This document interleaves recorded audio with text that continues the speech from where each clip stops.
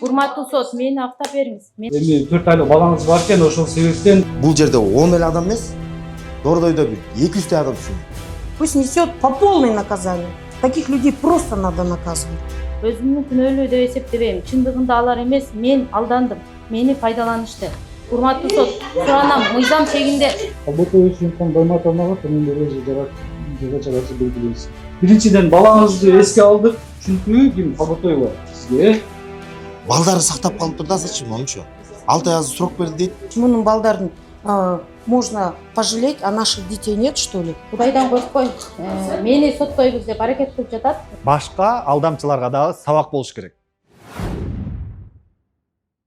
Амансыздарбы көрөрмандар. Бүгүн 21 июль биз кайрадан Свердлов райондук сотуна келдик. Дордойдогу 10дон ашык адамды алдап кеткен Сүйүмкан Албатоеванын иши боюнча дагы бир сот отуруму болот бүгүн.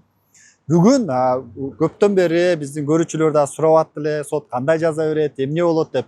Ушул жерден бүгүн өкүм чыгаары күтүлүүдө, анткени сот иштери аяктап калды. Анда азыр биздин ушу акыркы сөзүн жабырлануучулар, айыпталуучулар эмне айтышат, ошолорду көрсөтөбүз. Андан сырткары кандай өкүм чыгаарын дагы бүгүн билип калышыбыз мүмкүн. Анда жыйынга кирели.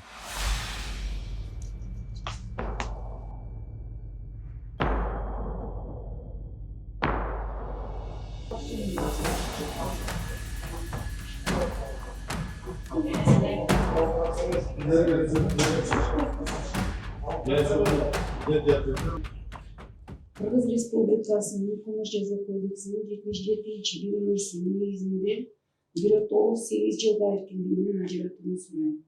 Жазасын жалпы тартиптеги абагында өтүшүн, жабырлануучулардын пайдасына келтирилген материалдык чыгым зыян өндүрүлсүн.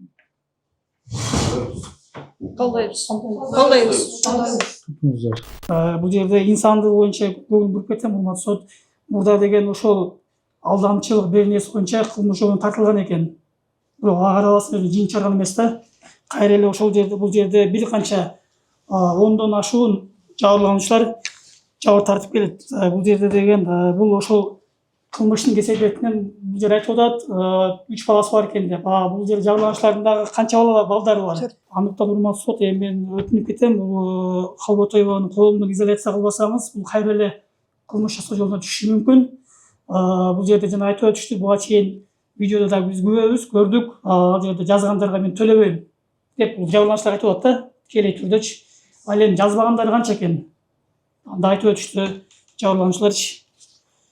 Ошондуктан урматтуу сот, сизден эми адилеттүү, мыйзамдуу, ыймандуу жетекчилик алып чечим чыгарып өтүнөм. Жыйынтык айтканда, айыпталуучу Албатоева Сүйүмкан Байматовна карата көчкөнү Буажер Абдулазизовдун эпизоду боюнча 9 жылга итин ажыратууну менен үй мүлкүн конфискалап, келтирилген материалдык зыяндын толугу менен өндүрүүнү сот залынан камакка алууну өтүнөм.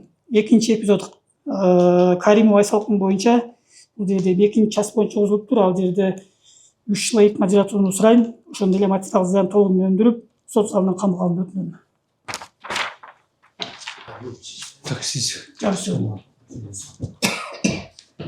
Урматтуу сот, бул алдап көнүп келгенде бүт адамдычы 21-жылдан баштап бул акылына келген жок. Бизге окшогондор көп базарда. Соцсеттерге аябай жалганды айтып туруп чыкканына бул жерде дагы мыйзамга дагы баш ийген жок бул. Мыйзамга бул жака келгенде чын сүйлөйбүз деп эме беребиз го, сөз беребиз го.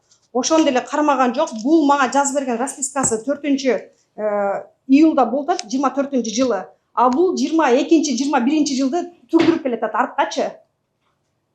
Бул сверка болгондон кийин да, бул распискаларычы. Менде дагы мондай авиазапистерибиз, WhatsApp'та сүйлөшкөндөрүбүз бар. Мен эчкисин чыгарган жокмун. Ушул эле жетиштүү го деп ойлогонмунчу.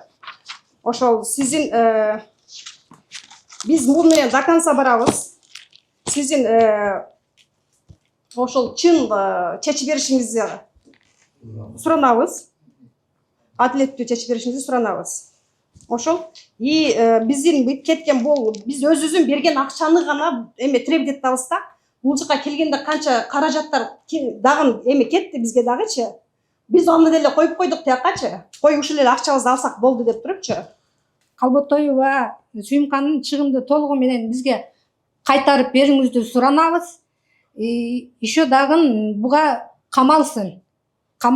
Биз сизден суранат элек, ушунча жабырлануучуларды эске алып, камап берсеңиз, акчаларыңызды өндүрүп берсеңиз, сиз тарыхта калат элеңиз да, сизчи. Эгер андай жыйынтык болбосо, биз жогору жакка чейин кайрылышыбыз мүмкүн. Так адилеттүү, туура чечимди чыгарып бериңиз.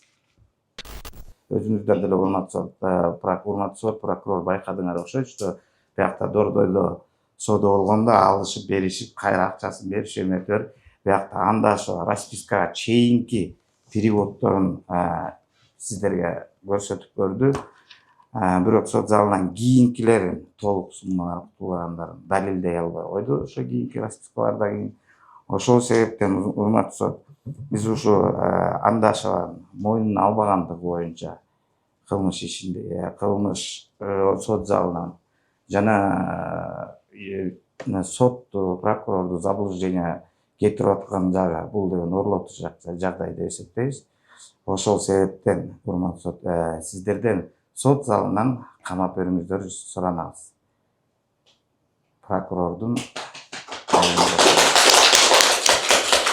Августта бурулга жер карызымды берейин толук. Канча сумма? 1 миллион 525 750 сом карызым бар. Күйөөм келбеди, мен нотариусту жазбадым. Колуна расписка жазбайт. 24 август кайсы? 25 августта толук жаап бердим. 25 август кайсы жыл? 24. 24-жылда жаап бересиң толугу менен. Через нотариус оформить договор түзөл десе эмне болду? Күйөөм жок келбей койду. Күйөөсү келбейт экен, күйөөсүн айткандан коркуп атат. Мону карачы. Жок, күйөөм жок эле, эме договор түзөлү дейт. Мына өзү макулдугун берип, монтип видеого тарттыргызып атат. Потому что через нотариус жолдошу келбейт экен. Жолдошуна айтпай атат, коркуп атат, ошон үчүн видеого тартып мындай расписка жазып берип атат өзү. Бербесем, закон алдында жооп берем. Бербесең, закон алдында күйөөң дагы келип башы менен жооп берет. Ошо антип жанталашып чуркап жүрөм бурул. Кудай буюрса берейин деп ушуларга. Силерге берип, мен да тынчыраак жашайын деп. Жакшы эле сүйлөштүк го, макул болдук го. Кандай кылайын, эмне кылайын, гарантия кылып эмне кылайын? Эмне кыл дейсиң? Бурул айтсаң, гарантия кылыш үчүн эмне кылайын? Мен карганып бердим, баарын кылдым, чуркап жүрөм. Берем, мен сага бербейт эмес, берем. Гүлнар эже даже видео тартып алган керек болсо байым. Жөн эле 1 ай туруп турчу бурул. Нотариус жок эле, мен жөн эле колуңда турат го, бардык доказательство, видео колуңда бардык кагаздар турат го, туруп тур, ошону кармап эле. Мен сага берем деп атам го. Биринчи очередь сеникин берем мен. Башканыкын бербесем да. Мен лично берем, бербейт эмес. Просто мени кыйнабай турчу азыр. Жазгандар жаза берсин, мен аларга бербейм мен по-любому. Любой жазсын, 50 000, 60 000 дердим, баары жаза берсин. Мен крупныйларга эле жооп берем, башкаларга жооп бере албайм. Башкаларга айтам, бөлүп берем деп. Иштеп чыгып, базарга чыгып бөлүп берем деп. Залог, полог керек да, бурул сен тура түшүнсөң, сенде турат го бурул видео бардыгы турат го, распискага чейин. Сага берилбей кимге берет? Именно сен үчүн мен үйдү сатып атам. Башка үчүн сатпайт болчумун не. Сен ким берем деп туруп сатып атам да. Башка вариантым жок калды мен дагы. Башка элге өзүң теңебечи бурул. Башкага бербей деле коем мен, надо будет. Сен ким берем андан көрө. Бурулдан $20 000 товар алдым, октябрдын 10-да берем, 2024.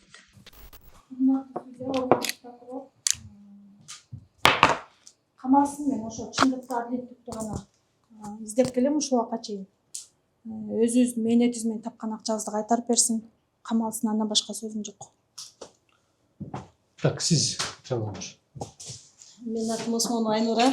Мен да сизден өтө суранам, ошо элдин атынан, өзүмдүн атыман адилеттүү чечим чыгарып бериңиз. Кылмышкер түрмөдө отуруш керек. Анан жабырлануучулардын чыгымдарын толугу менен төлөп бериш керек. Сиз Урматтуу сот, мен дагы ушул жабырлануучуларга кошулам.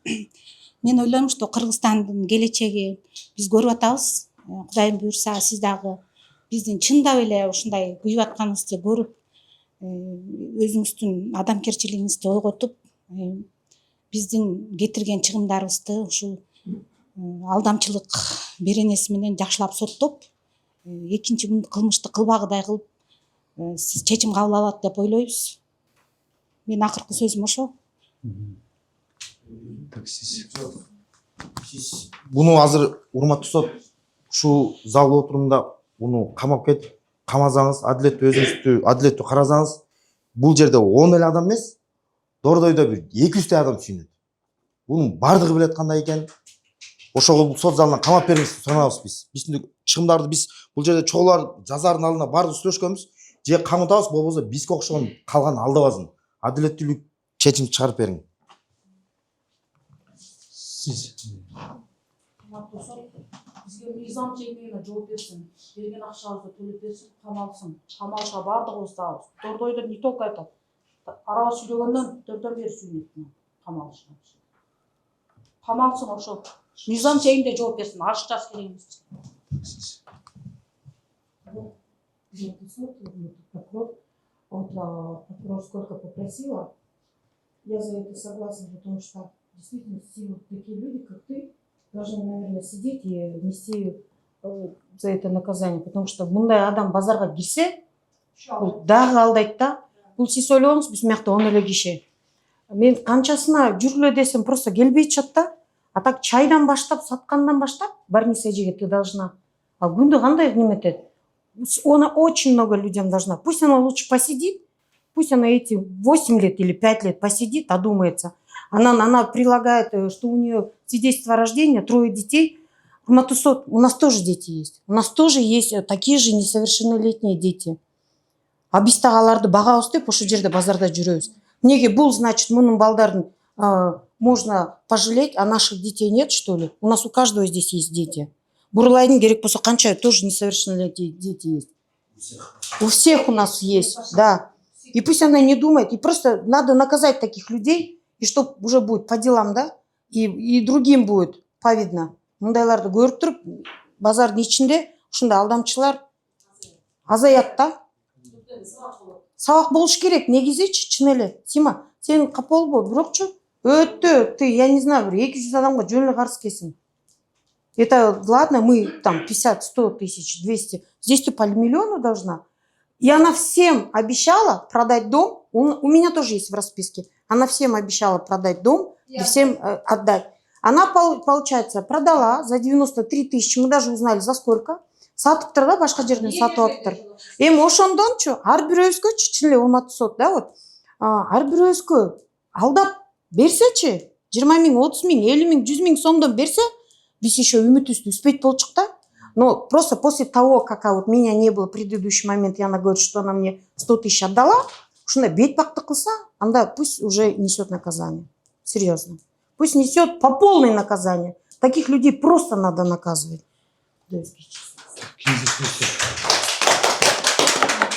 Сиз ким жалтырчу? Сиз сүйлөшүппү же?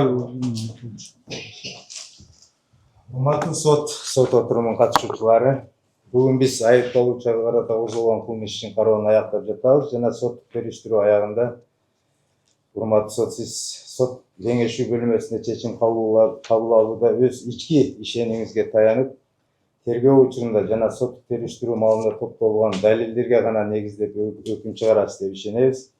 Ошондой эле кылмыш ишин иликтенип жаткан мезгилде тергөө органдарынын божомолдоруна ишти объективдүү жана акыйкатсыз тергегендигин эске алып, мыйзамдуу акыйкаттуу өкүм чыгарасыз деп ишенебиз. Эми Кыргыз Республикасынын кылмыш жаза процессуалдык кодексинин 345-беренесинин жоболоруна таянып, жашы жете элек өзү 5 баланын энеси, жашы жете элек 3 баласын эске алып, соттон суранат элем. Биринчи эпизод алдашуу бурул боюнча 1-ci, 2-ci, 3-cü, 4-cü epizod boyunca aktoo hükümün 5-ci epizod, 6-cı epizod, 7-ci epizod boyunca 3 yıllık eskiri mönöt ötüp ketkenlikten işti kıskartını, 8-ci epizod Pulşayev Nurbek boyunca 3 yıllık eskiri mönöt ötüp ketkenlikten işti kıskartını, Cayçilbekova, Diana'nın, Fazilov, Esenjanoğlu'da Suşerov'un epizodu boyunca aktoo hükümünü çağırmışlar. Men de boldu, rahmat. Ушунча адам жолгонун кылбайбы? Айыпталуучу Урматтуу сот, урматтуу прокурор, мен Кобутоева Сүйүмкан Байматовна, мыйзамды тебелеген аял эмесмин. Мыйзам жолунда гана иш алып баргам. Мен бүгүн акыйкатты издеп ушул жерде турам. Эч качан бирөөнүн алдоо максатында көздөгөн эмесмин. Тескерисинче бул адамдардын соодасын жасап, товарын сатып, ишеним менен кызматташып келдим. Алар үчүн мен иштегем, товарларын сатып берип, киреше түшүрүп, үй бүлөсүн 3 жыл камсыз кылууга жардам бердим. Мен буларга барып товар алган эмесмин. Булар өздөрү мага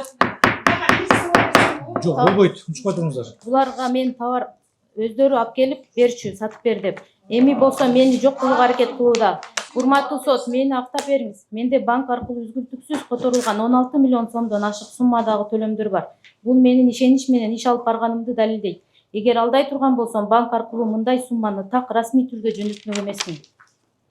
Айрым жабырлануучулар мурда 2021-жылы мени айыптап арыз жазган, бирок кийин кайра менен иштешкен. Эмне үчүн?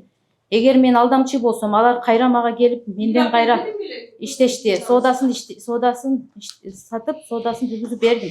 Ал эми Осмонова 2021-жылы бир ишти боюнча соттун чечими чыгып, кылмыш курамы жок деп токтом берилген. Ошол эле ишти кайра көтөрүп жана сумманы башка кылып көрсөтүп, мыйзамга каршы келип турат. Урматтуу сот, тергөө жүрүшү бир тараптуу болду. Менин берген далилдерим эске алынган жок.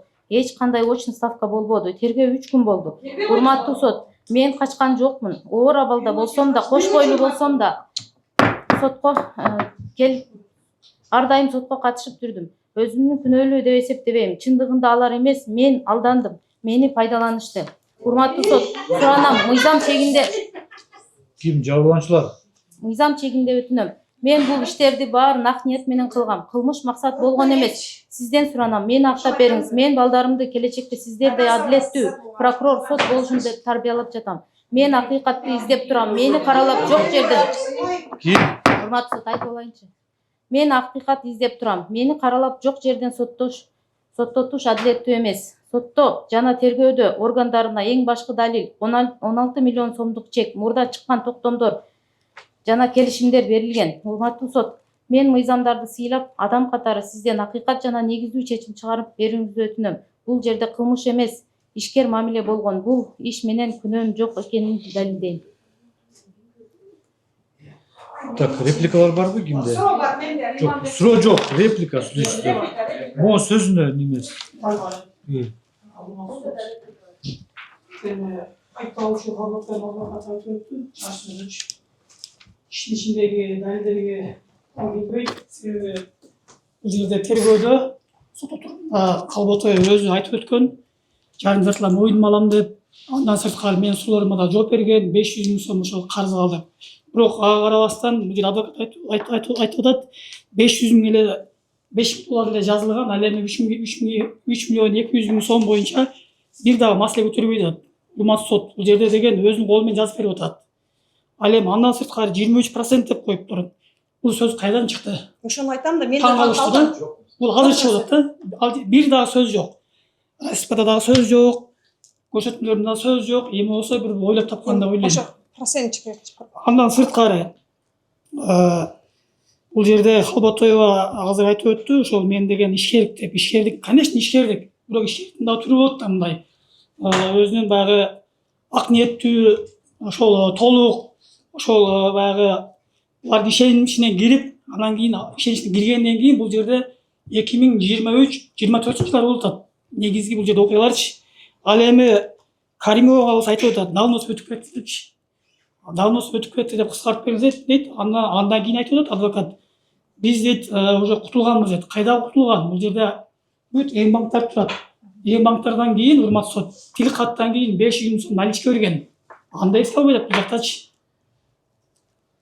Мына бир эле жабырлануучу эмес бул жерде. Бул Көчкөнова, Каримова, анын сырткары канча турат карабайсыздарбы? 12 барыз алдамчылык. Ошол урматтуу сот. Мен бир эме берсем болобу? Мына Сүйүмкан 21-жылы чыктым деп атат да, канча оборот менен базарга чыктың, айтчы. Жок, суроо бербейсиз. Жок, ошону айтып Суроо бербейсиз. оборотто жок да мүнчү. Суроо бербейсиз. Туруң азыр. Урматтуу сот, биз реплика айта кетчү жер, андашы боюнча бул жөн эле эме жазып кой дегенине Азыр биз видеодон деле көрдүк, эмеде көрдүк, ал жазганы нотариустун кабинетинен жазып берип атат урматтуу сот. Күйөөсү келбей койду деп. Значит, ошо карызы бар үчүн жазып берип атат да. Андан сырткары урматтуу сот, Исмаилова Осмонова боюнча урматтуу коллега айтып атат, что эме эскирүү мөөнөтү өтүп кетти деп. Урматтуу сот, ошондо жазык процессуалдык кодексинин Кыргызстан жазык процессуалдык кодексинин 27-чи беренесинин 12-чи пунктуна коллега такап атат окшойт, что эме эскирүү мөөнөтү өтүп кеткен үчүн кыскартылат депчи. Бирок урматтуу сот, эскирүү мөөнөтүнө кыскартыш үчүн урматтуу сот, ал үчүн Халботоева мойнуна алыш керек болчу кылган кылмыш ишин. Ооба. Азыркы сот залынан биз 12 киши көргөн жокпуз мойнуна кылмыш ишти эме мойнуна алганына. Камалсын. Реплика сүйлөңүздөр. Менде реплика бар. Азыр мен айта алайын.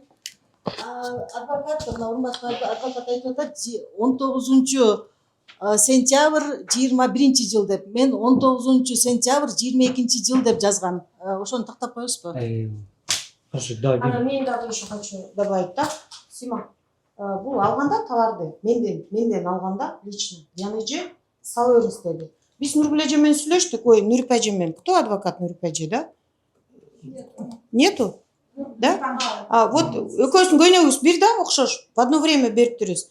И вчера буквально, 2 дня тому назад, когда мы встретились, она говорит, эже азыр бере калдыңыз. Сима, у тебя даже есть переписки, азыр бериңиз. Бул алдоо жол да. Она меня обманула. Она сказала, эже все соберите, сейчас отправьте. Мага айтып тур, Нурипа эжеге айтып тур. Она обманщица. Ты говоришь мне, эже, сейчас я вам передам деньги, и все, на этом тишина пропала. Мен потом просто Кытайга кетип, Кытайда 1,5 ай жашап калдым. Ошон үчүн буга жете албай койдум да. Уже келсем, уже боюнда бар экен. Сиз ишмерлик катары жол эме жазасын алды деп атат да, жазасын алсын деп атат. Бирок ишмерлик катары болсо бул бизге ситуациясын түшүнүш керек да. Же банкрот болдубу? Же болбосо бирөө буну алдап кеттиби? Ушунча адамдын товарынчы. Бул андай эмес, бул чын эле мошенник болот. Биз товарлар саткан да, жок.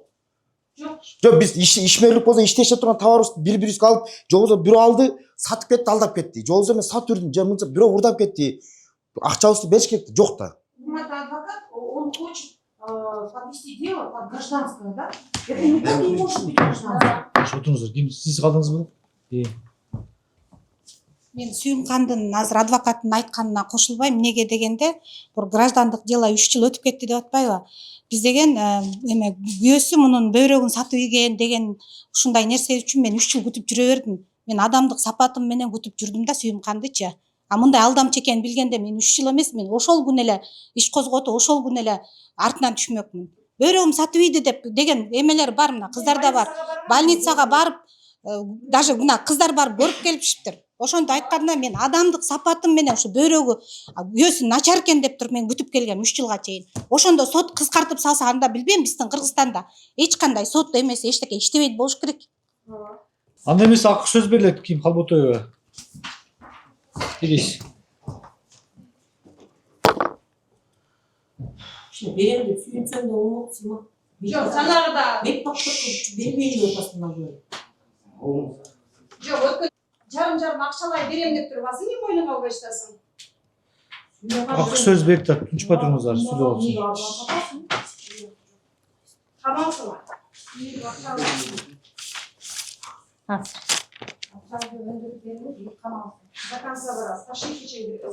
Урматтуу сот, мен мыйзамды сыйлап ак ниет менен иштеп келгем. Эмнеге бүгүн мен соттолушум керек? Мен күнөөлүү эмесмин. Бул атайын уюшулган аракет. Кудайдан коркпой, мени соттойбуз деп аракет кылып жатат. Эгер мен мыйзамды бузсам, эмнеге кайра өздөрү кайра келип иштешкен? Ким учурдарчы? Ким жабырлануучулар? Колумда. Учпай туруңуздар, бул укугу бул сүйлөйт дейм. Ак сөз берилди буга. Булардын соодасын жүргүзүп, акчаларды банк аркылуу которуп жүрдүм. Ыраазычылыктын ордуна бул жерде кысым көрсөтүп, булар мени коомчулукка уят кылышты жана актап бериңизди суранам. Сколько оборот менен чыкты? Болду. Аны сот жашын бөлмөсүнө калды. Машинистер запретуга токтосун мындай машинистер. Аша карап туруп адилеттүү Урматтуу көрөрмандар, азыр судья кеңешүү бөлмөсүнө чыгып кетти. Буга чейинки отурумда болгону айта турган болсок, мамлекеттик айыптоочу Сүйүмкан Халботоеваны 8 жылга эркинен ажыратып, жабырлануучуларга келтирилген зыяндын баарын төлөп берүүнү сурады прокурор. Ал эми жабырлануучулар 9 жылга эркинен ажыратып, алган акчасынын баарын толук өлчөмдө кайтарып, сот залынан камакка алууну сурашты. Ал эми азыр судья Замирбек Самиев кеңешүү бөлмөсүнө чыгып кетти. Бүгүн азыр бир аздан кийин келип өкүм чыгарат. Өкүм кандай болорун күтүп туралы. Халботоева Сүйүмкан Байматовна 2 август 1986 жылы Бакин облусунун Делебегинде туулган. Кыргыз Республикасынын Жаран билими орто убактылуу иш жерде иштебейт. Мурда кылмыш жоопкен тартылган. Халботоева Сүйүмкан Байматовнага төмөндөгү жаза чарасы белгиленсин. 1-2 жыл эркинен ажыратылсын. Кыргыз Республикасынын Кылмыш кодекси 2 пункту менен 2 жыл эркинен ажыратылсын. Кыргыз Республикасынын Кылмыш кодексинин 7-ci беренеси негизинен белгиленген жазаларды жарым кошуу жолу менен бирөтөгө 7 жылга эркинен ажыратылсын. Жазасын жалпы тартип түзөтүү абагында өтөсүн. Кыргыз Республикасынын Кылмыш кодексинин 80-ci беренеси 3-cü бөлүгүнө ылайык айып жана жеке ишкердик ишинин алектенүүнөн ажыратуу түрүндө жазалар кылмыштардын жыйындысы боюнча жазанын башка түрлөрү менен кошулбай өз алдынча каралсын. Кыргыз Республикасынын Кылмыш кодексинин 82-ci беренеси негизинде Халботоева Сүйүмкан Байматовнага 5 жылдык мөөнөткө пробациялык көзөмөл колдонуп, ал эркинен ажыратуу жазасы өтөдөн бошотулсын. Халботоева Сүйүмкан Байматовнага өкүм мыйзамдуу күчүнө кирген учурдан тартып 10 күн ичинде жашаган жери боюнча пробация органдарына каттоодон өтүү, өлкөнүн чегинен чыкпоо, жашаган жери иши жөнүндө ошондой эле ал өзгөргөнү тууралуу пробация органдарына кабарландыруу, каттоо жана профилактикалык маектешүүгө катышуу үчүн айына 2 жолу пробация органдарына келүү жөнүндө талаптарды аткаруу жана жабырлануучуларга келтирилген материалдык зыянды 6 ай мөөнөт ичинде кайтаруу жөнүндө милдеттерди аткаруусу жүктөлсүн. Халботоева Сүйүмкан Байматовнун бөгөт коюу чарасы өкүм мыйзамдуу күчүнө киргенден кийин алынып салынсын. Халботоева Сүйүмкан Байматовнадан жабырлануучу Алдашева Бурул Камчыбекованын пайдасына 1.525.750 сом, Кочконова Буажар Абдилазизованын пайдасына 3.208.850 сом, Токтосунов Милан Максимовичтин пайдасына 300.000 сом, Жумабаева Мавлуда Разибаевнанын пайдасына 64.000 сом, Каримова Айсалкова Навазованын пайдасына 712.000 сом, Исмаилова Насира Абаевнанын пайдасына 1.849.498 сом, Осмонова Айнура Мамасадыковнанын пайдасына 470.090 сом, Тушаев Нурбек Кенжебаевичтин пайдасына 1.312.000 сом, Жайчыбекова Диана Сатарбекованын пайдасына 148.700 сом, Казылов Куштанбек Абдырасиловичтин пайдасына 1.079.900 сом, Сушуров Насип Набиевичтин пайдасына 60.000 сом, Эсинжанова Аида Абдалбековнанын пайдасына 116.500 сом материалдык зыян үчүн. Буюм дал катары кылмышка катыштырылган бир дана DVD диск, бир катар 2 баракта жер үлүштөрүнүн кагазы жана 9 барак WhatsApp сүйлөшүү жана товарлардын видео тасма тилкат, A4 форматтагы келишим барагы, A4 форматтагы WhatsApp сүйлөшүүсү, стенограммасы жана товарлардын аталышы, суммасы жазылган 12 дана A4 форматындагы барактар, карыз милдеттеринен көчүрмөсү, тилкаты, Сушуров менен Халботоеванын ортосунда WhatsApp тиркемеси аркылуу сүйлөшүүлөрү өкүм мыйзамдуу күчүнө киргенден кийин кылмышта сакталсын. Өкүмгө наразы тарап 30 сутка мөөнөттө Бишкек шаарынын Свердлов райондук соту аркылуу Бишкек шаардык сотунун датторуна жесимишке Туракулович Самиев сот териштирүү жауаптуу жарыялады. Түшүндүңүздөрбү? 6 ай мөөнөт бердик Халботоева сизге. Балаңызды биринчиден балаңызды эске алдык. 4 ай балаңыз бар экен, ошон үчүн сизге 6 ай мөөнөт берүүнү туура көрдүк. Түшүнүктүүбү сизге? $5.200 болчу акча калды. Ал $5.200 бул сиз жанагы кимди алып кимге Муксинди алып ошол боюнча ал өз арызы менен кайрылсын. Анткени ал экөө сиз бул МУКСИНден алып атпайбы? Жок, бул мен ортого түшпөймүн, буга бербейт. Түшүнүктүү, бирок тил катты ал МУКСИНден алдым деп жазып атат да, ошол себептен ачык калды. Ал боюнча өзү арыз менен кайрылса Арыз менен кайрылсын ал. урматтуу судья, мен акчам $5800 болчу да, азыр санасам 500.000 экен. А сиз болсо Сиз 470.000. ошол учурдагы айыптоо актысында белгиленген сумманы биз өндүрүп атпайбызбы азыр сизгечи? Эми азыркы сумма эмес, ошол учурдагы неме сумма неме болуп атпайбы? Бул 500 жыл камалат делет бар да. Мындай ким сизге түшүндүрүп коеюн дагы бир момент. Мондай 6 ай мөөнөт бердик. Айыпталуучу сизге түшүнүктүүбү? Сиздин биринчиде аз бул жерден ушу балаңызды эске алынды. Эми 4 айлык балаңыз бар экен, ошол себептен сиз 6 ай мөөнөт берүүгө туура келди. Алдыгы 6 айдын ичинде өкүм аткарылбай турган болсо, жабырлануучуга кетирген зыян өндүрүлбөй болсо, андай эмесе жанагы белки пробация дайындаган пробация жокко чыгарылып, ал пробация органы сунуш менен кайрылат, анан жокко чыгарылып, 7 жылдык дайындалган жаза эркинден ажыратуу жазасына өтөйт бул аялчы. Ошого 6 ай берип тура көрдүк. Биринчиден балаңызды эске алдык, түшүнүктүүбү? Ким Калботоева сизге? Ошого кыянат кылбай 6 айдын ичинде өкүм мыйзамдуу күчүнө кирчү болсо, өкүм мыйзамдуу күчүнө кирчү болсо, 6 ай ичинде төлөп кутулуңуз, түшүнүктүүбү сизге? Сиз могу жерде аз сизди бир эле гана куткарган, бул балдарыңыз болду, түшүнүктүүбү сизге? Калботоева. Балдарыңыз эске алынды, ошол эле болду, сизди кармаганчы? Болбосо сизге башка катуураак жаза белгиленмек. Оозан уктуруп Ошого түшүнүктүү сизге? Эми аны азыр биз айткан.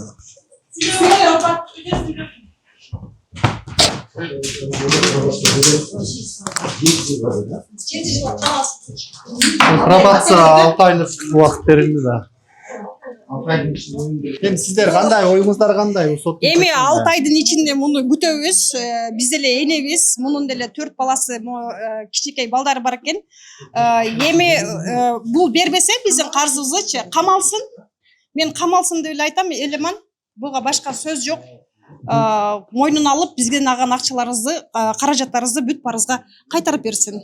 Сиздин оюңуз кандай бул соттун Мен чечимине? соттун чечимине пробация дейт, эми мындай болот да, буларда сот акыйкатты карайт да. Шайта бул ошо балдары сактап калыптыр да азырчы, мончу. 6 ай азыр срок берди дейт. 6 айдын ичинде бербей турган болсо, азыр айтууда 7 жыл камалат деп атат азырчы. Эми мен деле кошулам, мен билбейм кандай. Адвокат наразы, адвокаттарыбыз азыр сүйлөшөлү, анан бир жыйынтыкка келип анан айта алабыз. Элеман бул мына азыр 6 ай срок берип атпайбы? Эми булну биз карап тура, бирок Сүйүмканга ишенбей калдык да бизчи. Именно мен ишенбей калдым. Ошол 1 айдын ичинде мага берип акча бербей баштаса, мен жогорку сотко кайрылам. Ташкентке чейин барам. Ооба, кийинки станция кайрылам, пока менин кетирген акчаларымды бербесе. 1 ай эле срок мен үчүнчү булчу. Буга мен ишенбейм. Бул азыр деле сүйлөп туруп, мондай өзүнүн түсүнү көрдүңөр да, эмечи, мындай уяты жок да, мындай ушундай кечирип койгула деген жок, бети жоктук да. Бу доказат эттик, биз сотто жеңдик деп ойлоймун. Сот Замирбек Самиев жакшы адилеттүү чечим берди бизге, чоң рахмат. Соттун чечимине макулсузбу? Ооба, мен соттун чечимине макулмун. Наразы болгондо эми эмне 6 айлык, 4 айлык баласы бар экен, 6 ай время соттагы берип турага наразы. Бирок бере албайт. Бул кыз бере албайт акчаны 6 айдын ичинде. 7 жылга камалат. Ала жок. Верховныйга обжаловать деп баргычы эле. Обжаловать этиш керек. Баргычы эле эми 6 ай өтөт. Как раз. Демек күтөт экенсиздер да 6 ай. Да, күтөбүз 6 ай. Биз дагы Сүйүмканга срок беребиз 6 айдын ичинде.